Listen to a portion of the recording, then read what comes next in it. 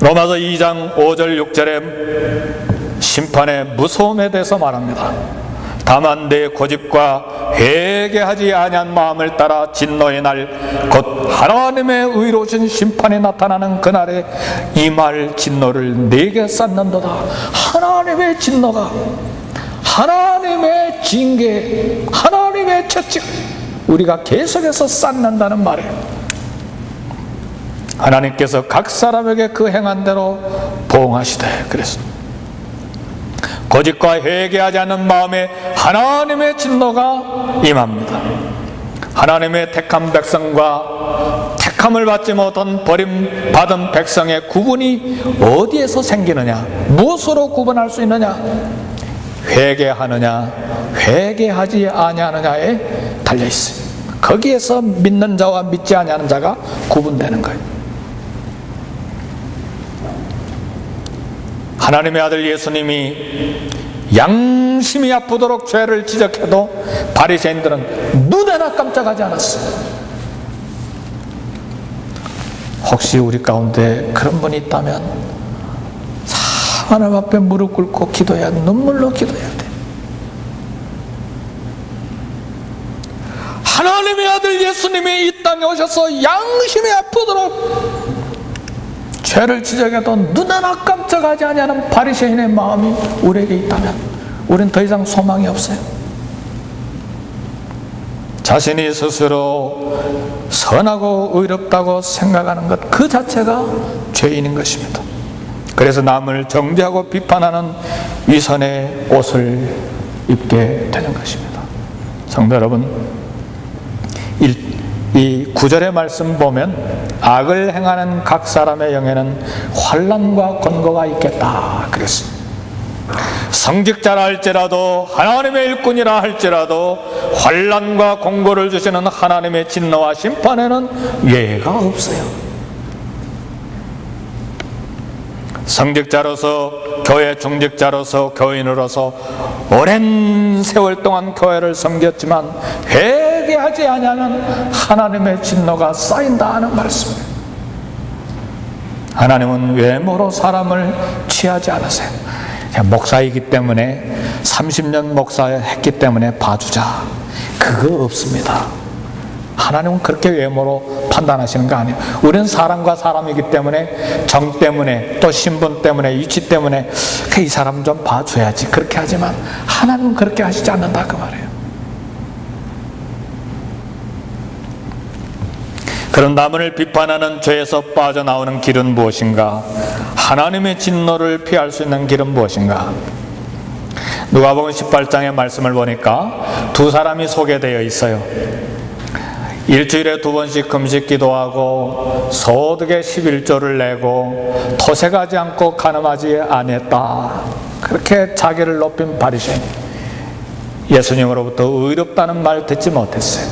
그러나 멀리 서서 감히 눈을 들어 하늘을 우러러 보지도 못하고 가슴을 치면서 하나님이여 불쌍히 여겨 주옵소서, 나는 죄인으로소이다, 이렇게 고백한 셀이, 모든 사람들이 죄인이라고 손가락질했던 이 죄인은 주님으로부터 의로운 자라는 인정을 받았어, 구원을 받았다는 말이에요. 여기에 구원의 길이 있어요. 하나님 앞에 나올 때는 죄인으로 나와야 됩니다. 성도 여러분, 지난 한 주간 동안에 내가 선한 일을 10가지 하고 의로운 일을 했고 도덕적으로 윤리적으로 깨끗한 일을 했기 때문에 그 공로로 나오는 것이 아닙니다. 구제하고 11조하고 봉사하고 찬송하고 금식했다고 죄가 용서되는 것이 아닙니다. 죄가 없어지는 것은 내가 죄인임을 깨닫고 고백할 때 죄가 없어지는 거예요. 예수님께서 나를 위해서 십자가에 피 흘리시고 돌아가셨다는 것을 믿을 때 내 죄가 없어지는 것입니다. 사람들에게 드러난 죄, 아직 사람들에게 나타나지 않은 나만이 알고 있는 죄, 이 모든 죄를 하나님 앞에 내어놓고 하나님이여 나를 불쌍히 여겨 주옵소서, 나는 죄인입니다, 나를 용서해 주십시오. 여기에 구원의 길이 있고 여기에 남을 비판하지 아니하고 판단하지 아니하고 정죄하지 아니하는 그런 길이 있다는 말이에요. 어떤 목사님이 이렇게 설교했어요. 여러분이 교회 나올 때에 목사 신분으로 나오지 마십시오. 여러분이 교회 나올 때에 장로 신분으로 나오지 마십시오. 여러분이 교회 나올 때에 선교사 신분으로 교회 나오지 마십시오. 죄인으로 나오십시오. 교회는 죄인이 오는 곳입니다. 아멘. 여기에 진리가 있습니다. 그렇습니다. 나는 하나님 앞에 목사이기 전에 먼저 죄인입니다. 나는 하나님 앞에 직분자요, 그리고 선교사요, 그리고 장로요, 권사요, 집사이기 전에 하나님 앞에 죄인인 것입니다. 나는 하나님의 은혜와 용서가 없으면 한순간도 살 수 없는 죄인입니다. 그래서 우리가 잘 아는 빌리그레암 목사님이 말씀하기를, 내가 구원받은 것은 수십만 명을 하나님 앞으로 인도했기 때문에 구원받은 것이 아니고 내가 죄인이기 때문에 구원을 받았습니다. 그렇게 고백한 거예요. 그 말은 죄인임을 깨달았기 때문에 예수님의 피가 필요한 것을 알았고 예수님의 피를 의지하고 회개했기 때문에 구원을 받았다는 말입니다. 얼마나 오랫동안 신앙생활을 했는지 신앙 경력이 중요하지 않아요. 내가 교회에서 얼마나 크고 중요한 직책을 맡았는지 그것이 중요하지 않아요. 내 가족이 얼마나 전통 있는 신앙 가문에 속해 있느냐가 중요하지 않아요. 내가 어떤 교파에 속해 있느냐가 중요하지 않아요. 중요한 것은 지금 내가 예수님을 믿고 있느냐가 중요해요. 예수님을 내가 지금 믿고 구원의 주님으로 영접했느냐가 중요하다는 말이에요. 결론의 말씀을 드립니다. 내 죄를 인정하지 아니하고 예수님의 피에 대해서 필요성을 느끼지 못하면 자기의인 의식이 생길 수밖에 없어요.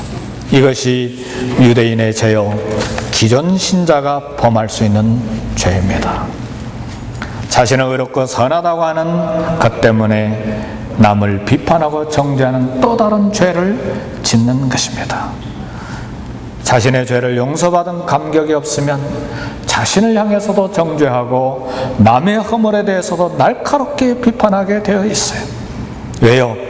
용서받은 감격이 없기 때문에 남을 용서할 여유가 없는 것입니다. 성도 여러분, 그러나 자기가 죄인임을 철저하게 깨닫고 용서받은 사람은 다른 사람의 허물을 비판하지 않아요. 눈물로 자기 죄를 깨달은 사람은 남을 정죄하지 않습니다. 나도 죄인인데 내가 어떻게 누구를 욕하고 손가락질할 수가 있어요? 죄를 깨닫고 용서받은 감격의 가슴이 있는 사람은 겸손합니다.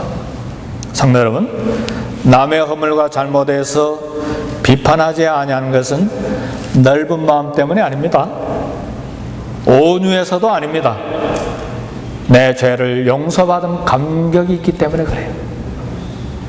그 은혜가 가슴에 흐르고 있기 때문에, 용서받은 은혜가 강물처럼 내 가슴에 흐르고 있기 때문에 그런 죄를 짓고 있는 사람에 대해서 국률한 마음이 생겨요.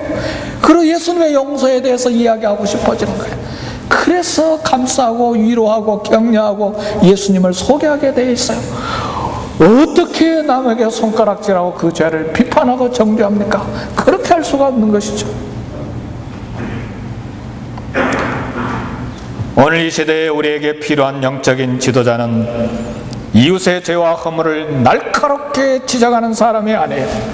주님 앞에서 무릎을 꿇을 줄 아는 사람, 눈물에 젖어있는 가슴을 가진 사람, 깨어진 심장을 가지고 있는 사람, 그리고 이웃의 허물과 죄를 내 허물과 죄로 알고 동일시 회개 기도를 할 줄 아는 사람이 이 시대에 필요한 진정한 영적인 지도자입니다.